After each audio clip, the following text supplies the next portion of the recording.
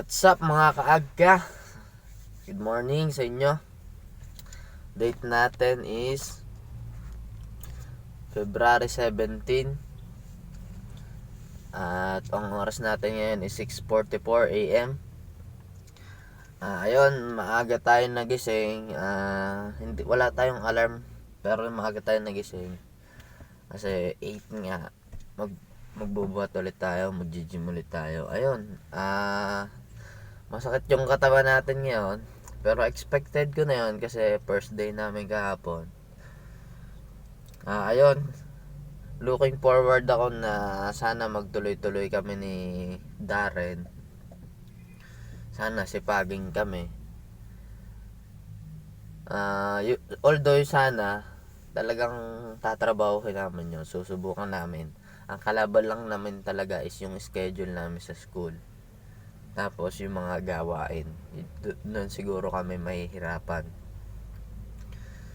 Pero pag gusto, talagang kayang gawin ng paraan yan. So ayun lang guys muna.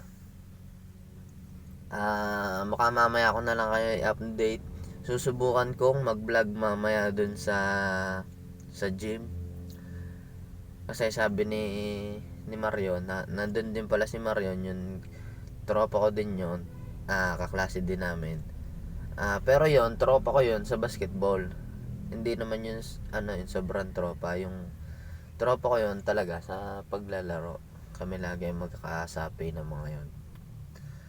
Tapos isinasapi pa ako ng mga yon kapag may kalaban sila. Kahit nung nasa section si Paco, lagi nila ako kasapi. Kaya tropa ko mga yon. So ilang guys, mamaya na lang try ko na lang videohan para makita nyo yung place tsaka yung mga ginagawa natin kahit mga konti lang. So ilang guys muna, bye bye. Ay nasa merkado sa gitna po ng epekto ng African swine fever. Sige, tuloy. Ikaw ang newscaster niya. Sinalubong mga baboy.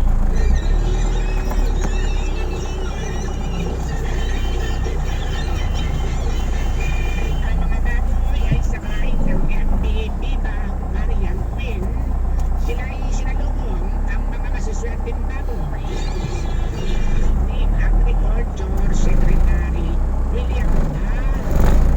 Kasama ang ilang mga department heads, ang DA, Region 4A, at sina Quezon Governor Danilo Suarez at City Mayor.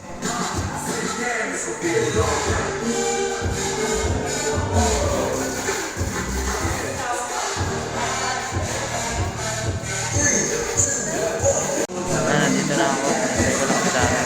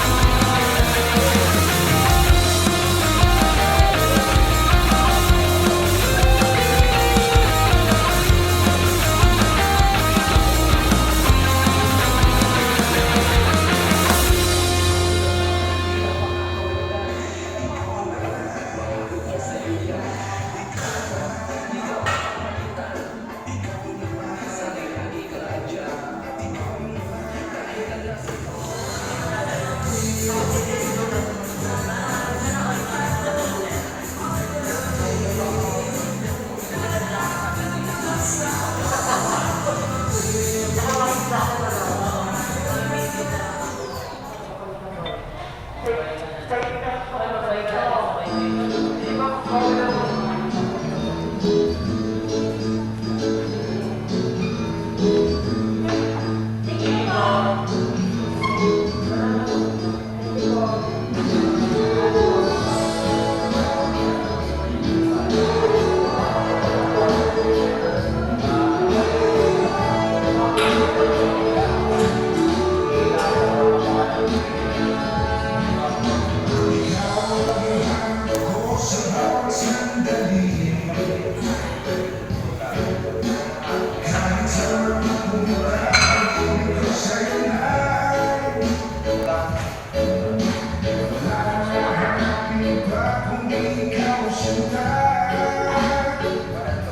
tapos na kami magbuhat kasama si Darren.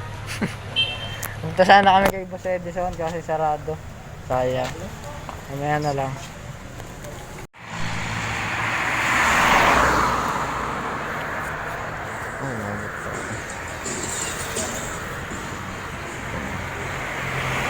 Uwi na tayo. What's up mga kaaga? Ayan. Uwi na tayo. Bale, ayun, sakit nga katawan ko. May klase pa kami mamaya 11:30. Ang oras natin ay 10:49.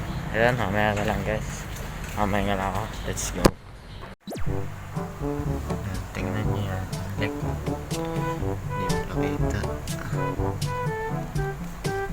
Ang likod. Ano ang likod?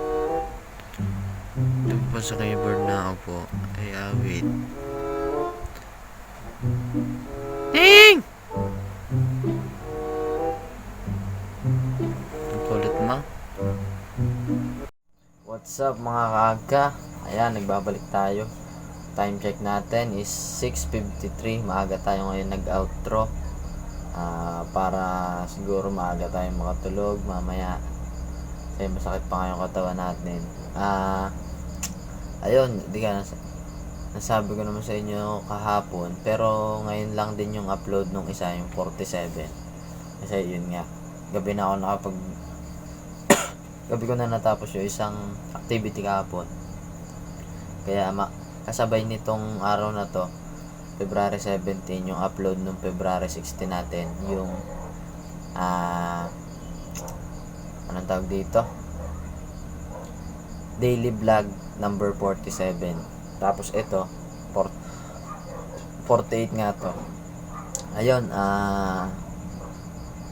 balita nga pala dun sa isang sa isang subject na dalawa yung nalagpasan natin na quiz.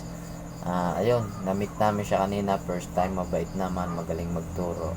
Kaya ayun, siguro sa tingin ko isa yun sa mga talagang makikinig talaga ako ng makikinig. Hindi naman sa paborito agad, pero mas kasi yung baga hindi ka talaga maboboard. Tapos ayun, pumayag nga pala si ma'am na bigyan tayo ng anong tawag dito, second chance, yung parang anong tawag doon, basta yung basta pumayag siya na i-take ko sa ibang araw yung quiz na nalagpasan natin. Kaya maganda yon, mahabol natin kahit may konting deduction is okay yon kaysa sa zero. Tapos sa huli pa tayo magko-comply. Sinabi ko na kanina, okay naman, pakitang gilas agad. De joke lang, pero okay, maganda. Ngayon, anong sasabihin ko sa inyo? Ayun, sa progress tayo. Bale, sa check ng LMS yan, inuna ko na. Kasi yun na yung number 1 priority natin. Bale, ayun, check naman tayo dyan. Nag-check na tayo kanina, walang pinapagawa. Ayan, bale, kung kailan ako nag-check ng maaga, kailan naman wala. Pero okay lang, at least nandun na tayo sa point na willing tayo lagi mag-check. Ayan, naputol. Sunod natin, driving check. Bale, pangalawa. Kasi yun nga, nagpa-buelta tayo. Hindi ko tanda kung pinakita ko sa inyo yung clip. Basta yun. Tapos sunod is jogging. Jogging, wala tayo. Kasi yun nga, nag-gym tayo kanina. Bale, yung stamina natin mababa pa talaga. siguro try ko yan isingit sa mga sa ibang araw kapag hindi ko pa kasi talaga gamay yung schedule kaya mahirap. Ayoko naman makamiss ng klase, kaya yun ang masasacrifice ko kapag nag-jogging agad ako. Basta hintayin ko muna talaga maging permanente yung schedule natin bago tayo sumabak ng mga jogging. Tapos sunod is tulog. Yan, nakatulog tayo. Nakatulog ako mga 4:30 o 5, basta yung mga ganon. Yan, nagising ako kanina mga 6 something. Okay, masarap yung tulog, sakit ng katawan Tapos sunod dyan ay push up. Wala tayong push up ngayon kasi yun nga baka hindi muna natin yan isali kasi may ibang program naman tayo, which is yun sa gym. Solid si Darren kasama kasi ang dami ng alam. Ako may alam ako konti pero hindi ko alam yung mga program. Ayun nga pala, sunod is yung 100 pesos. Bali nakapagtira ako ng 100 kasi nakabayad naman ako kahapon ng weekly para sa gym. Ayun, parang masakit kahapon, 150 din, pero okay lang yun. Sa mga susunod na araw wala na tayo masyadong gastos, pamasahin na lang. Ayun nga pala, nakita nyo naman yung clip natin, yung mga ginawa namin ni Darren. Ayun, proceed na tayo sa ating motivational quote para sa araw na to. Ito galing ulit to kay Messenger of Success. Alam nyo naman, isa sa paborito natin yan, solid. Ito nakalagay dito, sometimes you win, sometimes you learn. Sa tingin nyo, bakit hindi fail yung isa? Kasi kung positive kang tao, ite-take mo yung failure as a learning o lesson. Katulad to nung mentality ni Kobe na wala sa kanyang anong tawag dito? Parang wala sa vocabulary niya yung salitang failure kasi ang nakalagay nga din sa kanya is yung lesson or learn. Ayun. Kasi pag ganito yung mindset mo, hindi mo ano ba yung maganda explanation?